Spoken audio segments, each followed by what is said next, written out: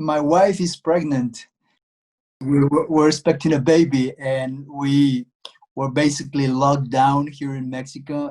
I haven't get a haircut because I'm trying to, stay away from people. We're back on Zoom to hear what's going on in other countries. Investigative journalist Miguel Angel Vega helped us do stories from Mexico a few years ago. Now we're talking COVID and a common problem: people without masks. The situation in Mexico City, it's bad, but people are still going out. You see people, many people out there. There has never been a lockdown in Mexico City. Mexico, well more than 1 million confirmed COVID cases, the 100,000 dead, leading the world in COVID mortality at almost 10%, twice as high as anywhere else. And Mexico's way behind in COVID testing. If you want to have a test, then you have to pay, but it's very expensive for Mexican families. It's almost $200 per test. And of course, most people don't have that money. And not to mention that there are so many layoffs.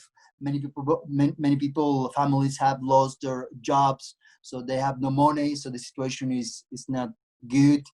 But the truth is, the numbers doesn't really show the reality.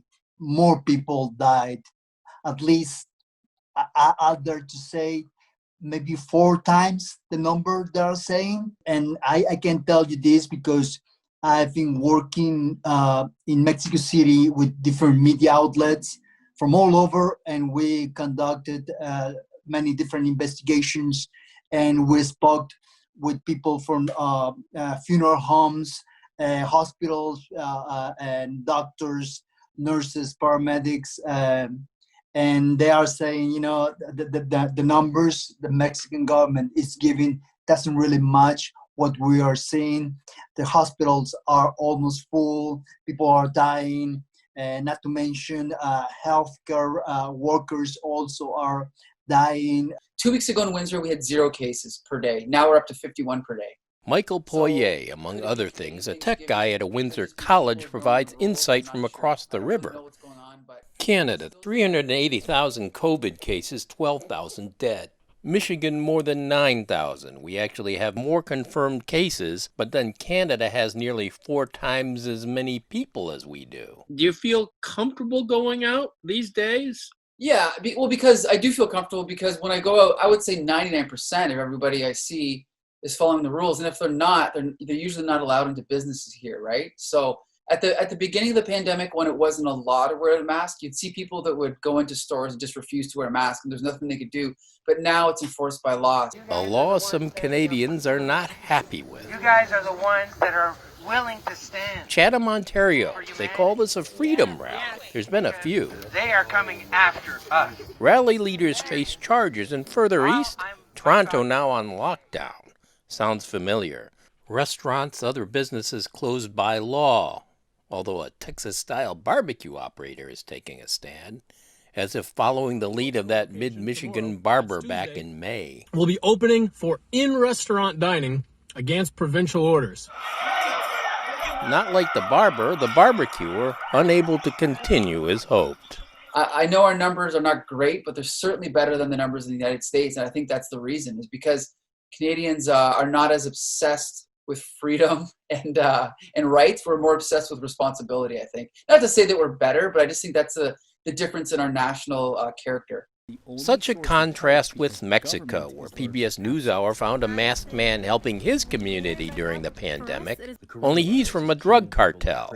And there's another grave situation.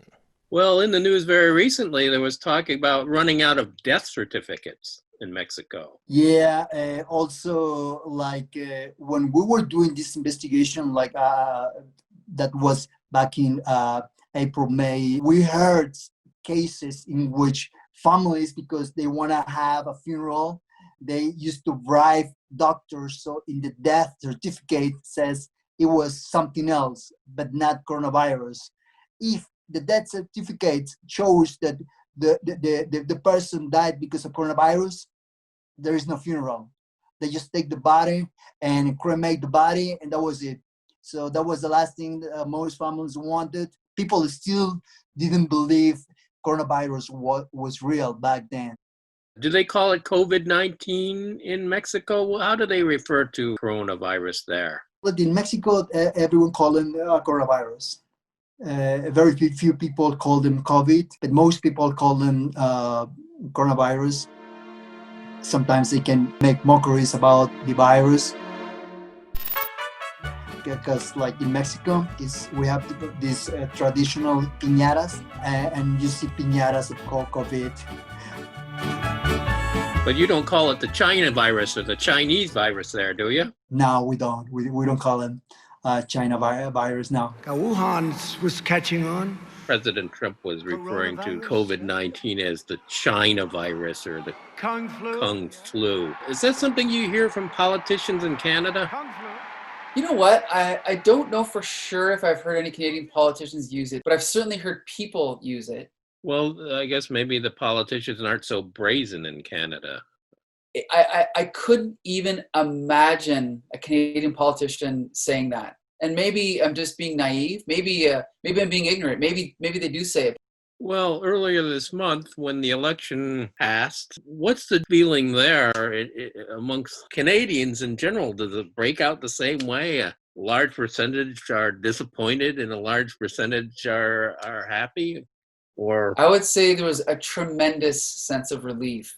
Also, I think it's a relief because we're hoping that our relationship with the U.S. can improve a little bit and get back to normal. I know that there's been a drastic difference, even just crossing the border. There's been a drastic difference in the way that we're treated coming into the country. I think we're greeted with a lot more suspicion since Trump has come into office. And so there's we have Trump supporters here and we have anti-maskers here, maybe not as much, but they're definitely here. And I think the only difference is that we don't have as easy access to guns.